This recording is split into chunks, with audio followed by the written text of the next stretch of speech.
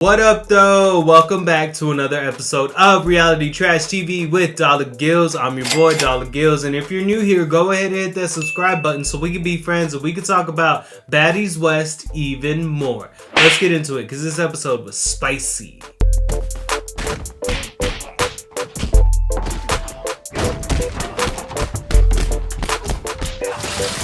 Alright, so Zeus decided to switch things up, and instead of an opening fight, we get a casual conversation with Roly, the self-proclaimed queen of Puff, and Biggie. And they're outside the house just pretty much chopping it up, talking about the night before, they're smoking, they're talking about the performances, and of course, like Biggie does with everybody else, she's hyping up Roly. It looks like she's dick riding, to be honest with you guys. And then Razor shows up and adds absolutely nothing to the conversation other than she's hung over. Now we have Natalie and Tommy chopping it up in the kitchen, doing the same exact thing that Biggie and Roly were doing, minus the smoking. They're recapping the night before, talking about the performances. Natalie makes it known she feels like Tommy and her need to be hyping up the younger girls, being in their corner, you know, just cheering them on. And she also predicts that Tommy and Stunna will eventually be homegirls and be cool. But it looks like Tommy's not having that. Tommy don't want no parts of Stunna. I mean, I guess if she has that much beef with her, why would she be cool with her? But Natalie also mentions that the performances were unorganized. And I think that comes from when Lo just grabbed the mic randomly at the last second and performed her little song. I guess it made Natalie feel some kind of way. Scotty, Kat, and Stunna, they're also chopping it up, doing the same thing as the other two groups. They're talking, bullshitting. Kat seems like she has to applaud Stunna for being professional, meaning whenever they were performing, nothing went down between her and Tommy.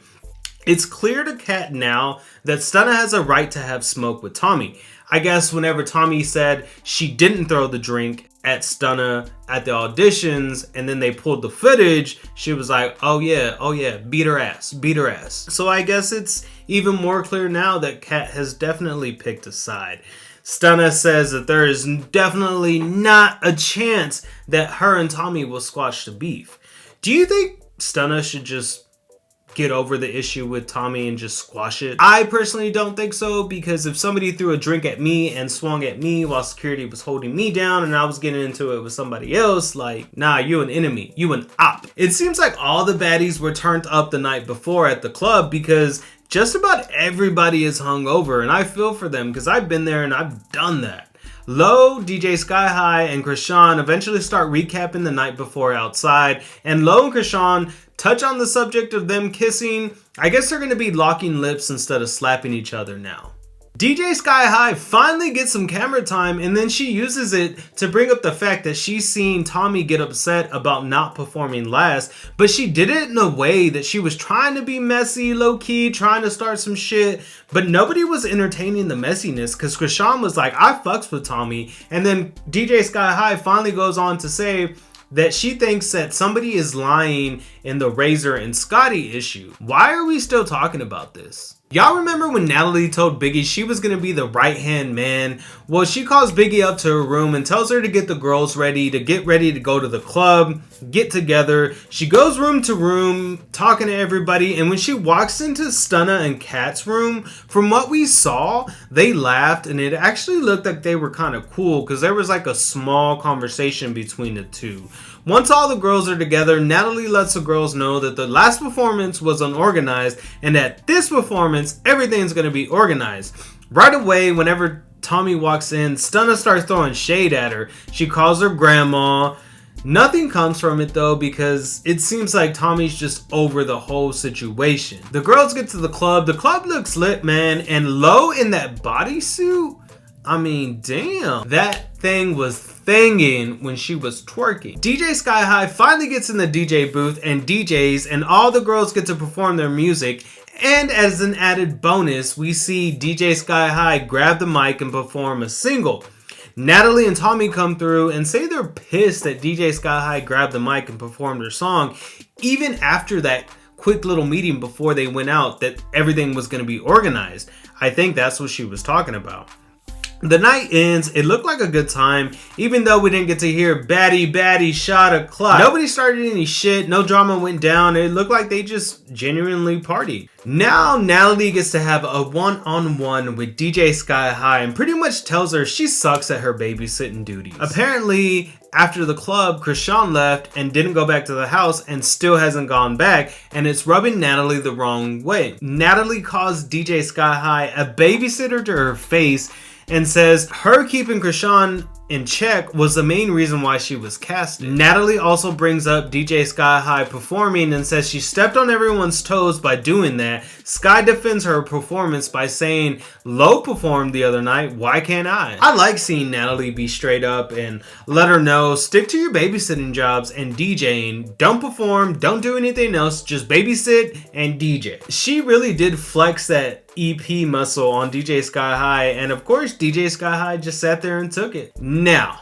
Biggie's outside smoking, minding her business, and then walks up Kat and she has Stunna Girl with her.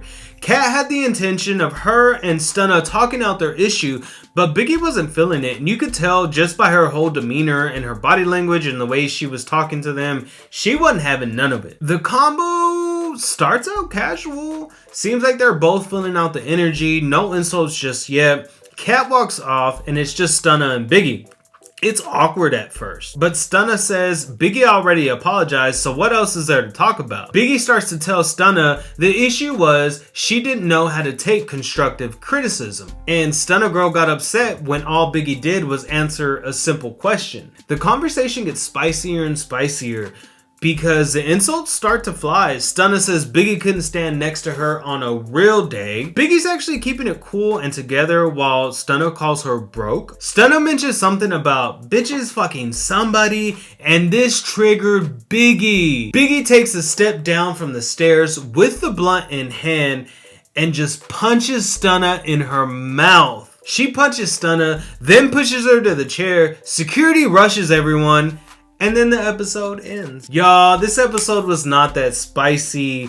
I'm not even gonna front. It was a little on the boring side up until that Stunna and Biggie altercation, or when Biggie hit Stunna in the face, or Biggie snuck Stunna. But we did get to see the girls show more and more of their personality. I did enjoy seeing that. It looks like Lo and Tommy became friends after that quick on-camera interaction that they had with each other. Kat is still siding with Stunna, but it almost looked like Kat was just starting shit whenever she brought Stunna and Biggie to talk. She may have had good intentions, but it just looked like she was starting shit, in my opinion. Natalie put babysitter DJ Sky High in her place, and like I said, it was nice to see Natalie flex that EP muscle and remind these girls that she is the HBIC and lay some rules down. Like I said, it was kind of boring. That's why this episode wasn't that long. What did you guys think about this episode? I want to thank you guys for tuning in on this episode of Reality Trash TV with Dollar Gills. I'm your boy Dollar Gills. Don't forget to like, subscribe, and turn notifications on so we can be friends and we can talk about